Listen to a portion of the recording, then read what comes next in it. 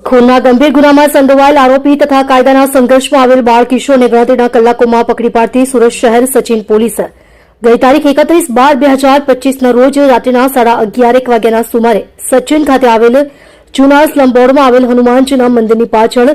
એક મરણ જનાર સૂરજ ઉર્ફે દાદુ મુકેશભાઈ સુરવાડે રહે ઘર નંબર 109 સ્વામિનારાયણ સોસાયટી આસપાસ નગર 2 પૂજા મેડિકલવાળી ગલીમાં ભાડાના મકાનમાં ગોડાદરા સુરત શહેરનાઓનો પાન ગુટખાના પૈસા બાબતે સાહેદ ખાન ઉર્ફે બાબા પપ્પુ ખાન પઠાણ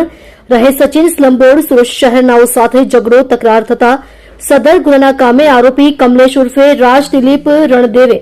રહેવાસી સચિન સ્લમ બોર્ડના ઝૂંપડામાં સચિન સુરત શહેર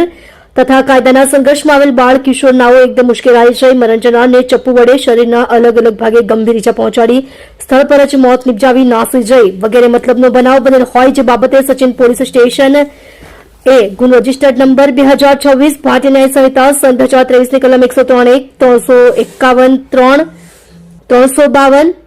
54 3 5 તથા જીપી એક્ટ કલમ 135(1) મુજબનો ગુનો રજીસ્ટર્ડ કરવામાં આવેલ છે. સદર ગંભીર પ્રકારનો ગુનો બનેલ હોય જે ગુનો શોધી કાઢવા સારું police inspector Shri P N Vaghela નાઓની સૂચના અને માર્ગદર્શન હેઠળ અને સર્વેલન્સ સ્ટાફના police sub inspector N D Damor નાઓના માર્ગદર્શનના આધારે સર્વેલન્સ ટીમના માણસોની અલગ અલગ ટીમો બનાવી આરોપીઓની તપાસમાં હતા. દરમિયાન બાતમી તેમજ સર્વેલન્સ ટેકનિકલના આધારે સદર ગુનામાં સંડોવાયેલ આરોપી કમલેશ ઉર્ફે રાજ દિલીપ રણદેવે રહેવાસી સચિન સ્લમ બોર્ડના ઝૂંપડામાં સચિન સુરત શહેરનાઓને ગુનાના કામે અટક કરી તેમજ કાયદાના સંઘર્ષમાં આવેલ બાળ કિશોરનાને ડિટેન કરવામાં આવેલ છે.